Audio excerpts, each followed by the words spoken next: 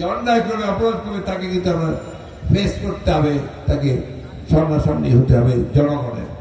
জনগণই তারা আদায় করে নেবে তার পাওনাটা। আমরা বারবার করে কথাগুলো বলেছি, তাই না? এখন আমাদের কিন্তু অনেক দায়িত্ব আছে। দায়িত্বটাকে স্বাধীন তো হয়েছি, স্বাধীনতাকে রাখতে হবে না, নাহলে তো আবার লেগে যাবে। এই জন্য আমাদেরকে এই যে সামনে পূজা আসতেছে, হিন্দু ভাইদের পূজা, এই পূজায় আপনাদেরকে হিন্দু ভাইরা যেন শান্তিপূর্ণভাবে আনন্দের সঙ্গে তাদের পূজা পালন করতে পারে, সে দায়িত্ব আপনাদেরকে নিতে হবে। আপনারা পাড়ায় পাড়ায় মণ্ডপে মণ্ডপে সেই দায়িত্ব পালন করবেন। কোথাও কোনো গোলযোগ যেন না হয়, সেই গোলযোগ হলে আপনারা সেটাকে রুখে দাঁড়াবেন। আমি খুব পরিষ্কার করে বলতে চাই, বাংলাদেশে সাম্প্রদায়িকতার কোন স্থান নাই।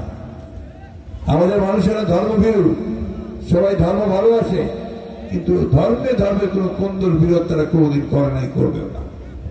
ওটা পার্শ্ববর্তী ভারতে হয়, আমাদের এখানে হয় না, তাই না?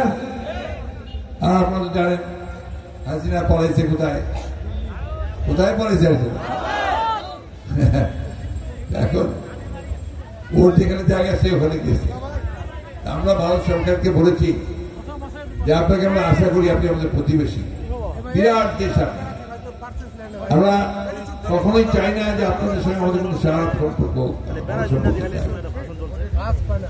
তো শেখ হাসিনা আপনাদের ওখানে আশ্রয় নিয়েছে, আপনারা আশ্রয় দিয়েছেন আপনাদের চিন্তা মতো, কিন্তু শেখ হাসিনা ওখান থেকে যেন এই দেশের মানুষদের বিরুদ্ধে আবার কোনো ষড়যন্ত্র না করে, সেটা দেখার দায়িত্ব আপনাদের, সেটা দেখার দায়িত্ব আপনাদের। আজকে ভারতের সঙ্গে বাংলাদেশের সম্পর্ক খুব ঘনিষ্ঠ, এটা আরো ঘনিষ্ঠ হবে যদি এই ভয়াবহ মানবতার বিরুদ্ধে যে কাজ করেছে, মানবতা বিরোধী অপরাধ করেছে, তাকে যদি আমরা দেশে ফিরিয়ে আনতে পারি, আপনারা সহযোগিতা করেন, তাহলে এটা নিঃসন্দেহে আরো দৃঢ় হবে। আপনারা সবাই কষ্ট করেছেন। আমি শুধু একটা কথা বলি ভাই, এই নতুন সরকার তো একটা নির্বাচন দিবে, তাই না? যখন উপযোগী সময় হবে, ভোট করা যাবে, তখন আপনার একটা নির্বাচন হবে। সেই নির্বাচনে আপনারা কাকে